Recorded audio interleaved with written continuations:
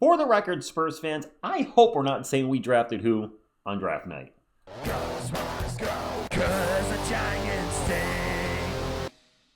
What is up, San Antonio Spurs fans? Welcome to TSR Sports. Happy Monday. I don't know.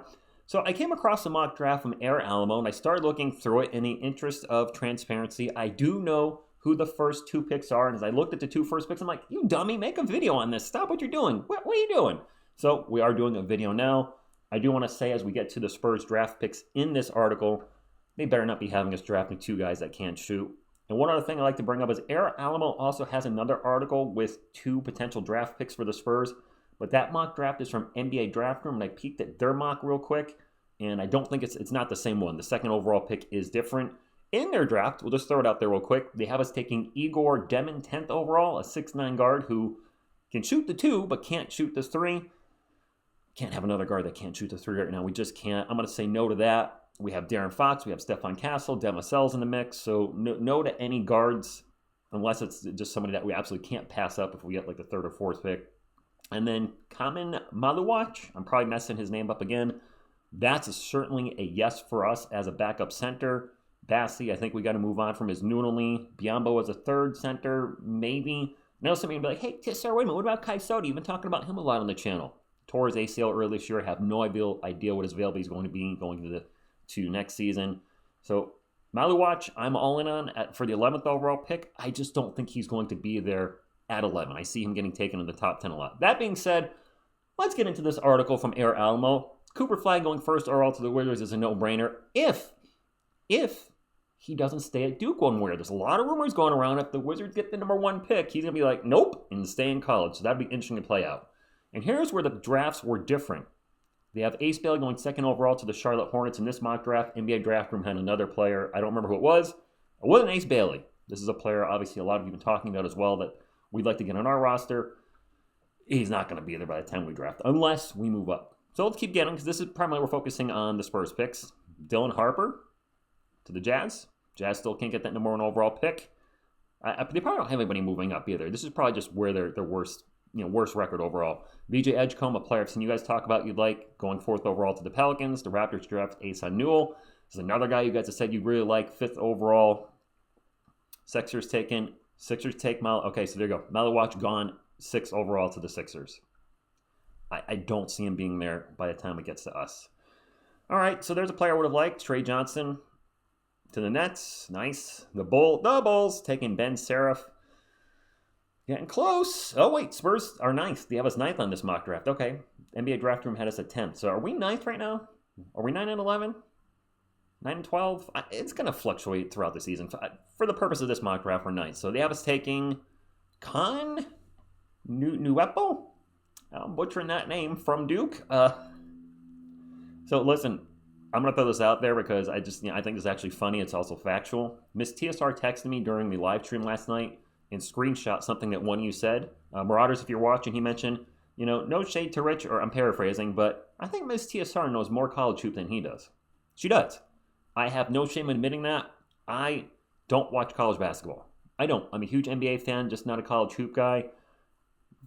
Asterisk that. I don't want to say I don't watch any college hoop. I've watched some with Miss TSR. She's a UConn fan. She watches every UConn men's game and every UConn women's game.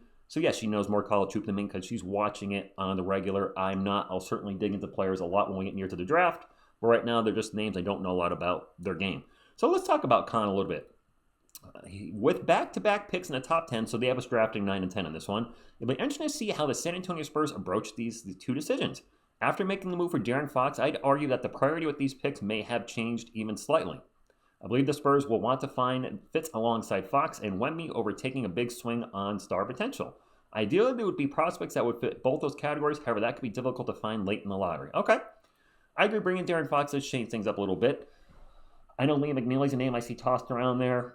If we're drafting 9th and 10th, he's supposed to... March Madness is going to change everything as well. So what do they got? What do you got on this guy? Kon Knueppel would be one target for the Spurs who with this number 9 pick, Knueppel, oh boy, may not have a sexy resume with some of the other big-name prospects in this class, but he's just a smart, winning player. Okay, I like smart, winning player that every team would want on their roster. Knueppel is a good three-point shooter. I like reading that. and has a knack for finding the right spots against the defense. Playing next to Fox and Wemby, Knueppel is a player who could thrive in San Antonio. Okay, that's not a name I've heard a lot so far. What do you guys think? Is that a player you would want with a nice pick overall? I haven't seen the 10th yet. I'm literally trying to avoid looking at the name. It's not a flashy name, but okay. I'm kind of indifferent on that pick because I don't know a lot about him. I mean, Duke has put out a lot of good players in the past, so coming from Duke, that does give us a little, gives me a little semblance of hope. Number 10, the Spurs draft via Atlanta.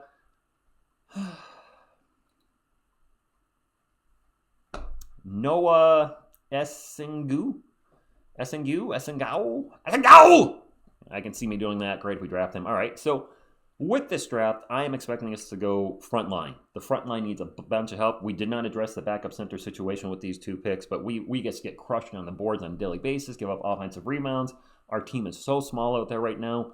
I expect Jeremy Sone to be in the starting lineup next year. I expect Harrison Barnes not to be, so Wemby, Sohan, and one of these guys in the front court. And this is a French player, so does he have a connection with Wemby? Is this the reason we're taking him? Let's take a look.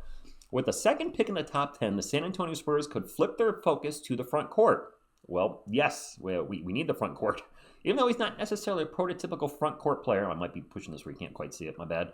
Even though he's not necessarily a prototypical front court player, I believe Noa Essengue could be an intriguing option for the Spurs at this spot. There are some concerns about Essengue's high-end potential, but he may not need to develop into a star player next to this stacked young team. Okay? What are our reasons here? Essengue has shown just enough to put himself in the lottery conversation. That sentence kind of scares me. Has shown just enough to put himself in the lottery conversation. So he's not a lottery pick?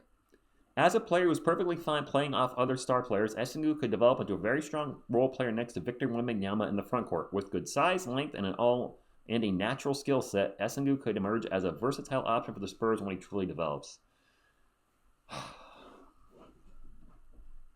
I'm not in love with these picks. Now, granted, I'm not familiar with him at all, and the previous pick I've heard.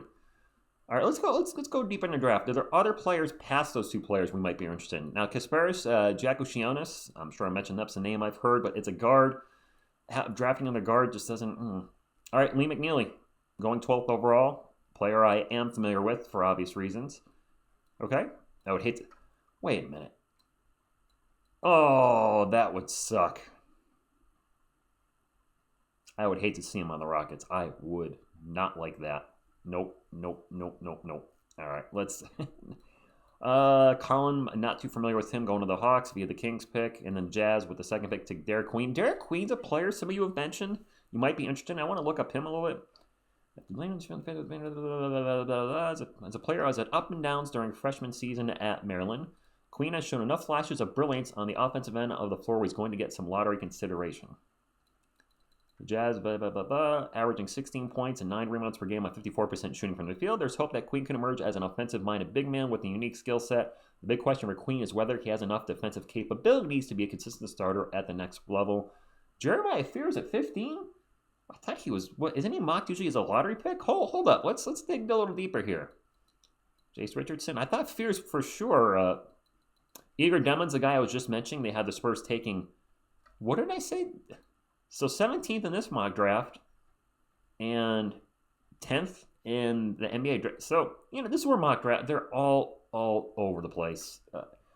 If these were our picks, guys, I'm sorry for getting a little motion sickness. If we take Noa Essengue and Kon Knueppel, granted, first, I'll be disappointed if we draft 9th and 10th. I'm hoping one of those picks moves up into the top 4. But if those are our 2 picks, I would have to do a lot of research on them because I don't know a lot. But at this moment in time, I think I'd probably be a little disappointed.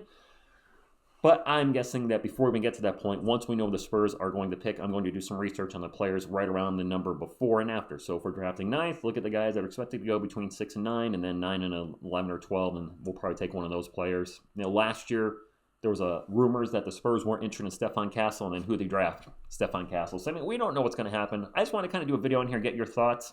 For those of you that watch a lot of college hoop or know EuroLeague basketball or foreign basketball, if we drafted these 2 players, are these 2 players we should keep on the radar? I'm not overly familiar with either. This is the first mock draft I've seen with us taking those 2 players, so right now I'm out of the loop. That's why if I seem kind of surprised, I was like, these are 2 names I haven't seen attached to the Spurs, at least in my current reading. So this was interesting, and I'm really curious on your thoughts, because I know a lot of you follow a lot of college hoop, or you follow international play, so you might know, you will know a lot more than I do about these two guys, and I'll be up with you guys. Maybe as a content creator, I shouldn't say I'm not overly familiar with players or certain things, but I want to be transparent with you guys. I don't want to say, and if I'm making stuff up, you're gonna be able to tell me, oh, this guy's great. He's a great great 3D player, and you're gonna be sitting there like, dude, the guy shoots 10% for three for his career. What, TSR? What are you smoking over there? So this was fun, but not what I expected as our picks at all. My goodness, so help me if we take a guard. We just desperately need size right now, and again, I hope that's not what we're saying on draft night. So this actually kind of was me for this video. We drafted who? I'm not familiar with the two guys, but you guys probably are. So drop a comment, hit the thumbs up, and subscribe to become part of our awesome Spurs community. I thank you, and as always, go Spurs, go. Go Spurs, go. 'Cause the Giants